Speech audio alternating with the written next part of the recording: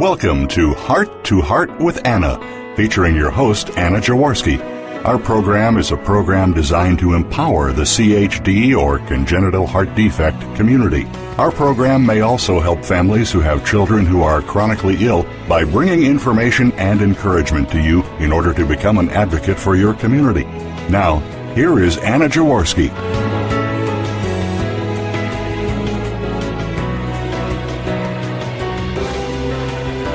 Welcome to the sixth season of Heart to Heart with Anna. Our theme this season is Carpe Diem, seizing the day, and we have a great show today. This season we'll be discussing an age-old concept, Carpe Diem, which is Latin for seize the day, and which is taken from the Roman poet Horace's Odes, which was written in 23 BC. The Ode says that the future is unforeseen, and that one should not leave to chance future happenings, but rather one should do all one can today to make one's future better. As the mother of a child born with a critical congenital heart defect, this expression became more salient and more relevant to me. I began to enjoy each day and even each moment even more because I knew I'd never get that moment back and that I really needed to cherish whatever time I had with anyone and everyone I loved. Today's show deals with a congenital heart defect survivor who really knows how to seize the day. Today's show is Seizing the Day with Jim Larson. Jim Larson was born in 1950 with tetralogy of Fallot with partial transposition. He had a Blalock-Taussig shunt placed in 1953 at the University of California Medical Center, but he was still quite cyanotic and tired easily until at age 12 he had a ventricular septal defect repair at the University of Minnesota Hospital. He then became much more active thanks to the good medical care he has had over the years. He has married, raised 2 daughters, and had a career as a field forester. Following his surgery in 1962, Jim was able to be much more active. At his family's lake cabin in the summers, he would water ski, and in the fall, he retired due to placement of an implantable cardioverter defibrillator, or ICD, in 2006. But he continued to do forestry work on the side, as well as other work.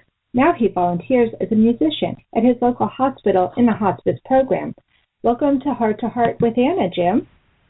Well, hello. Welcome from Duluth, Minnesota, and I'm really glad to be on here. And, yeah, I would say I've had a really, really full life.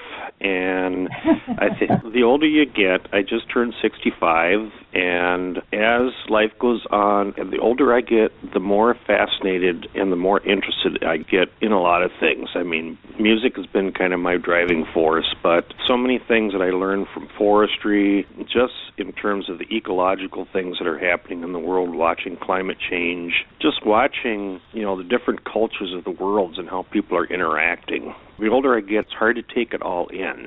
And I just kind of cherish and enjoy so much of what I read and hear. Speaking of reading, Jim, many people may know your name because you wrote for the book, The Heart of a Father.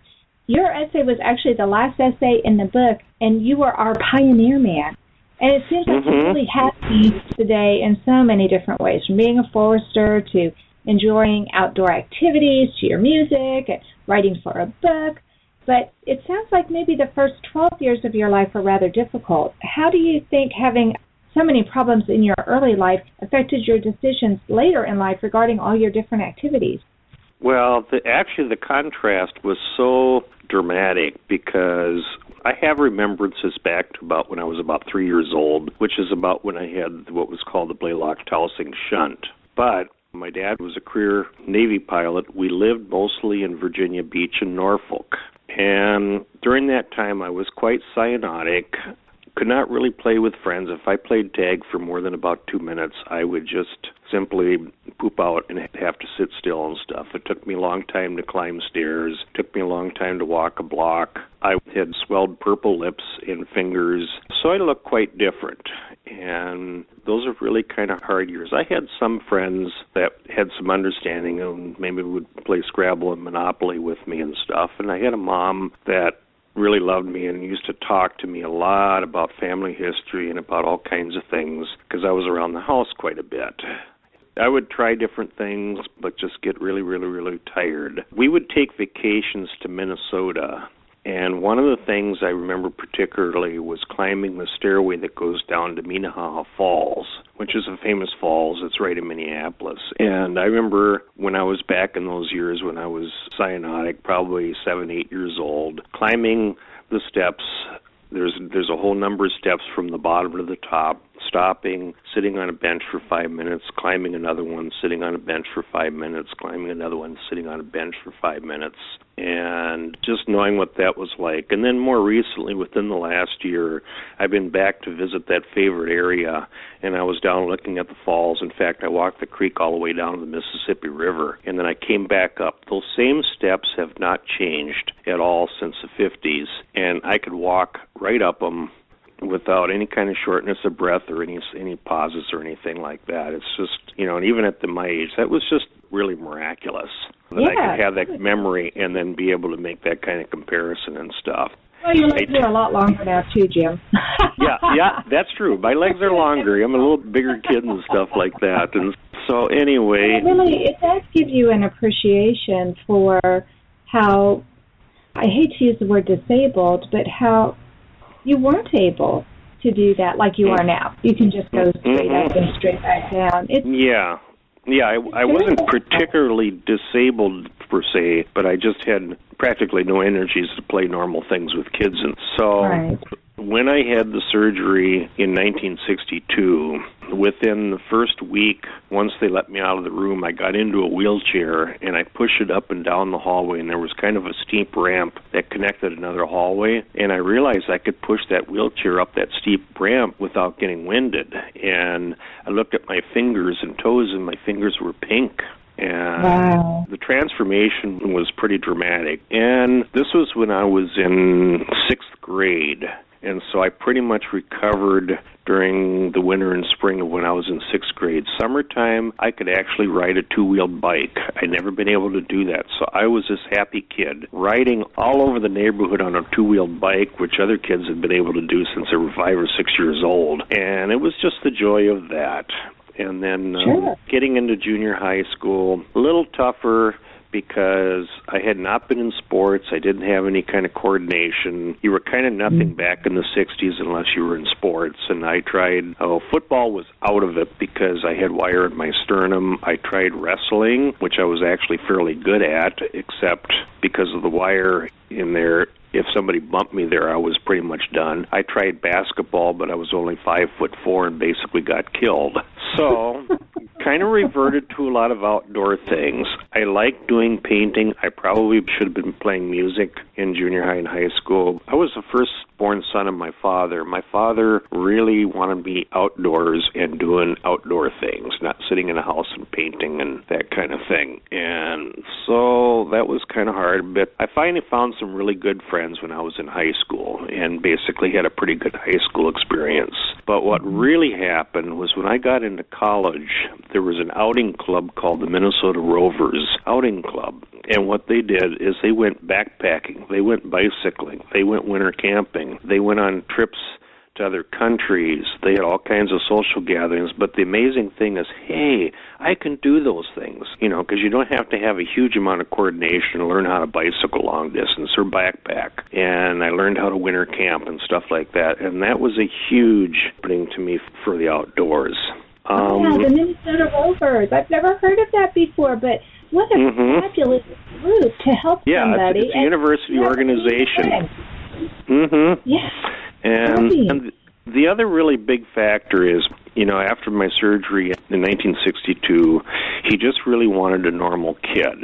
And there was one thing that I was dealing with that wasn't really confirmed until the late 80s, is that I probably had a stroke during the open heart surgery at that time, and it caused a balance problem with me, more of a vertical kind of thing that used to really, really scare me a lot.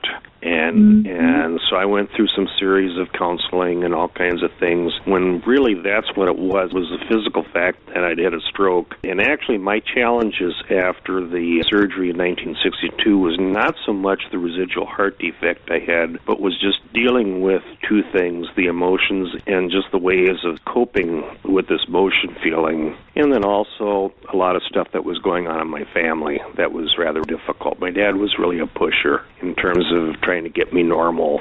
But the one point I did want to make about that is with my dad pushing me, getting me out, duck hunting and deer hunting and stuff like that, two things happened. One is I learned the love of nature. I learned the love of being outside and doing different things. The other thing is because of the pushing, I learned the pace. I learned that I could do a 100-mile bicycle ride in 8 hours. There's crazies that'll do a 100-mile bike ride in 2.5 or 3 hours. I don't have to do that, but I could do things at a pace, bicycling or walking or things like that. And that really allowed me to go into forestry and do my forestry career, even though I was only about 70% corrected at that time I went through. And I graduated from the University of Minnesota in 75 and worked for the Forest Service out in Butte, Montana, climbed up some pretty high mountains, then got a chance to move back here, and I got to work in the North Woods of Minnesota for almost 30 years as a career forester. And I think it was a really, really good job because it kept me moving and it kept me healthy. And I'm really grateful for that experience. And then being able to stay here in a stable place, raise a family, have 2 daughters. So absolutely.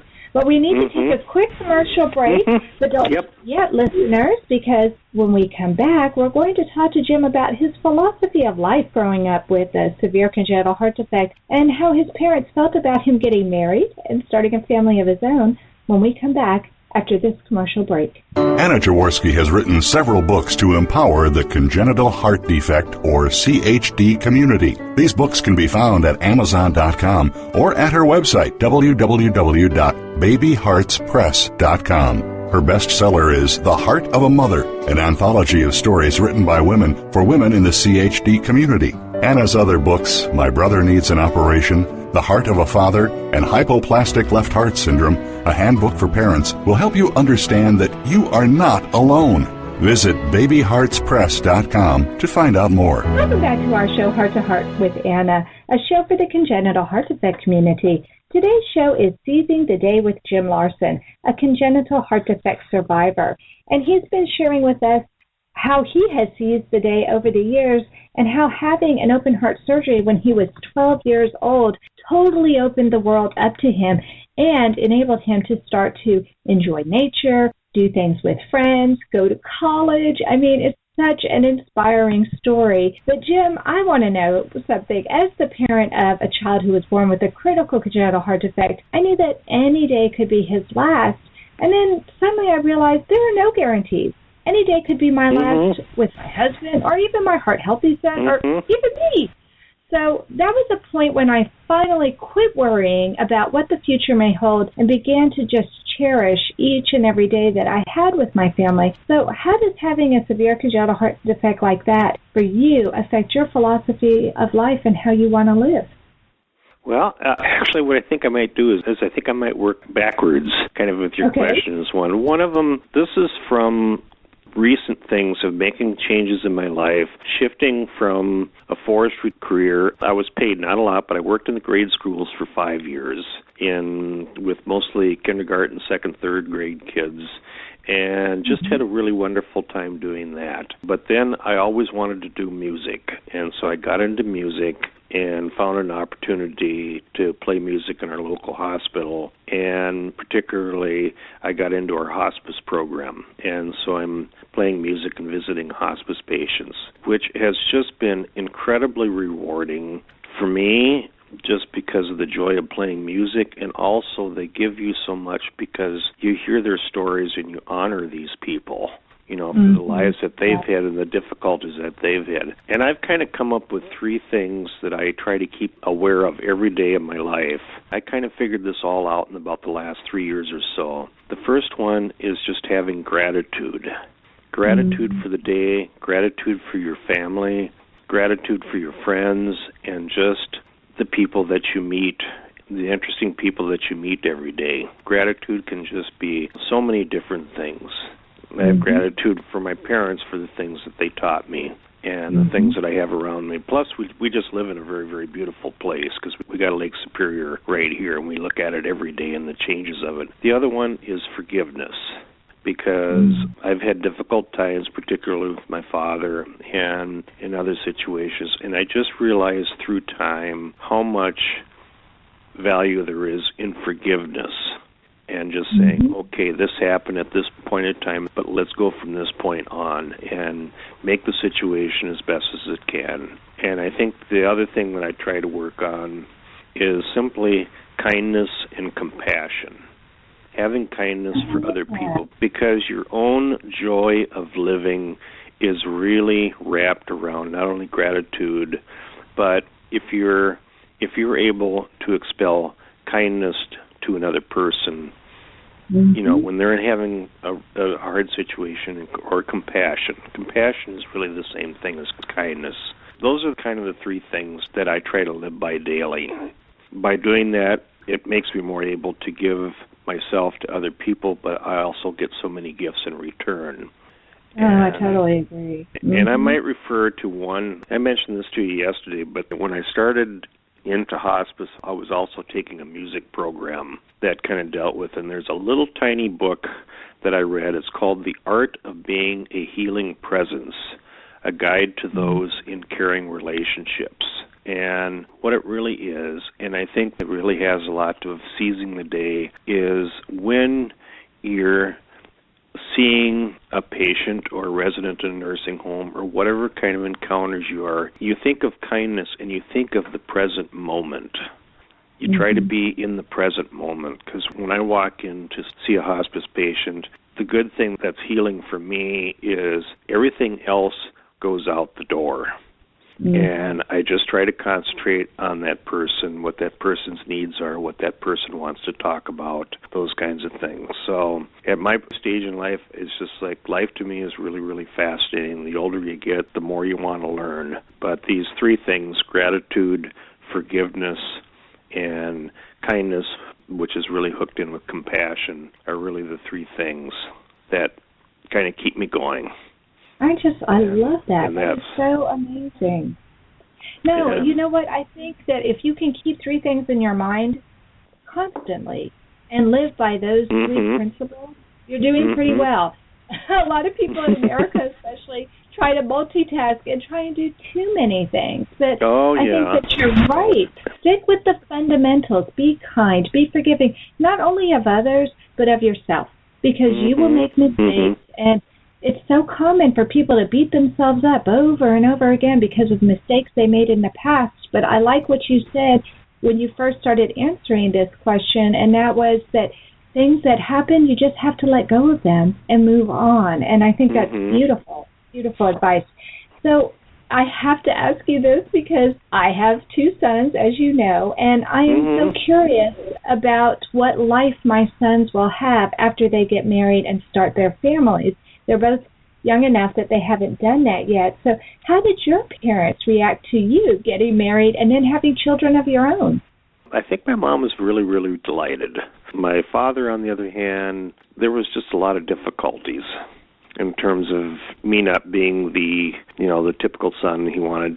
But through times, my siblings and I have worked out ways of forgiveness and just working around some of these things.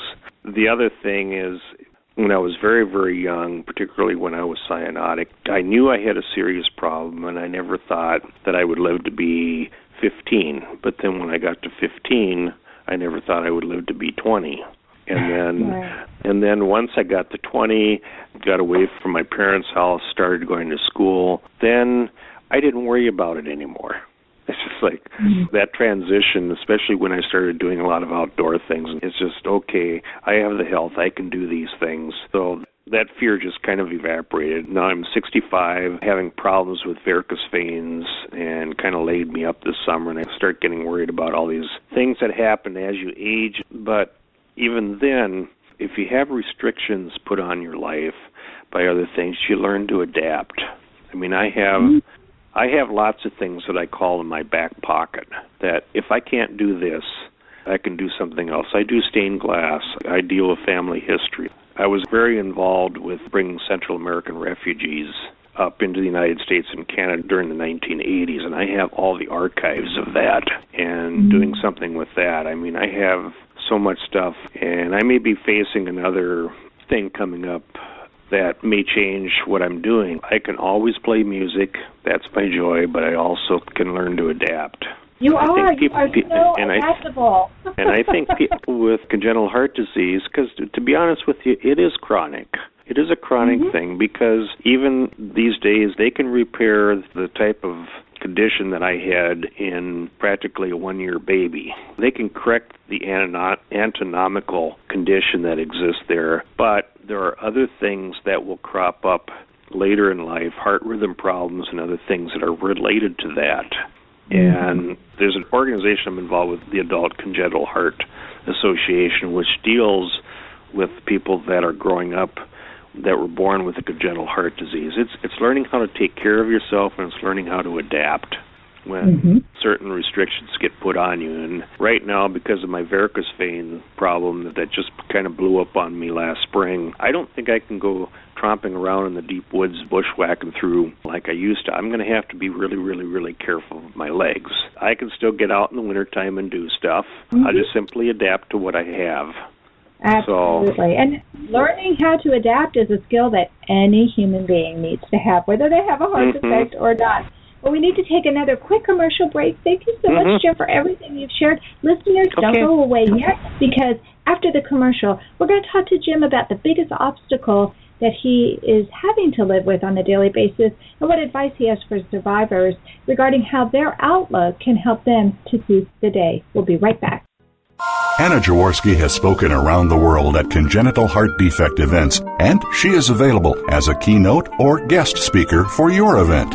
Go to hearttoheartwithanna.com to learn more about booking Anna for your event.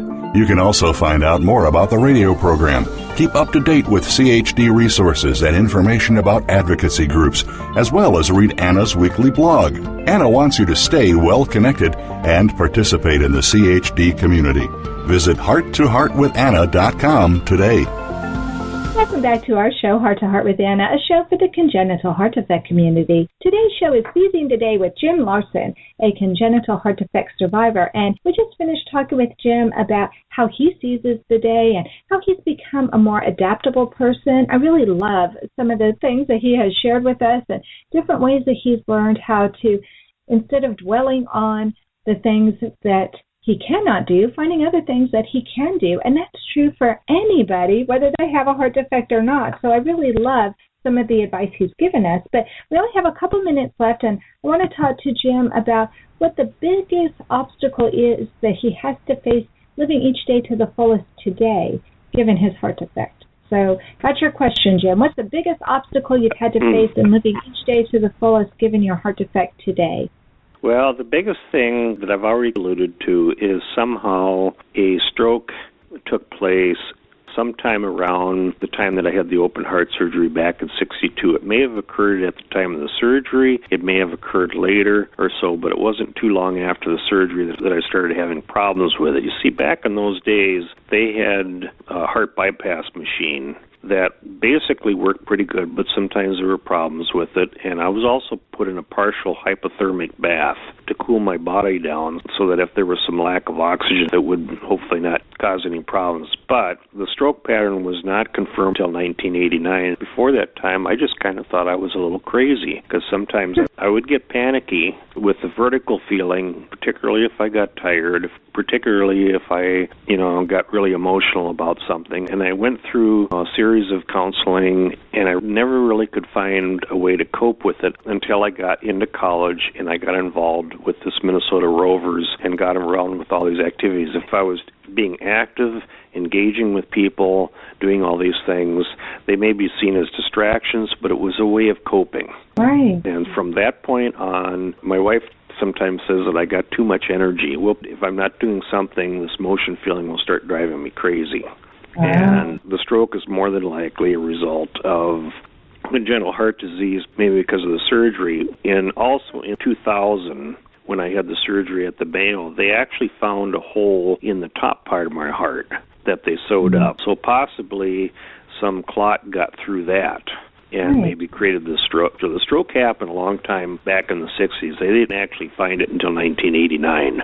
It confirmed what happened. That has been the biggest challenge. The secondary challenge has just been a lot of the emotional baggage that came through my family growing up and things that happened with my father and still dealing with some of the emotions of it. That kind of got intertwined with it. Having emotional issues when dealing with a chronic condition, which it sounds like this off-balanceness that you were feeling, was very disconcerting and upsetting, understandably upsetting. And so having to deal with the emotional fallout from that is to be expected, I would think.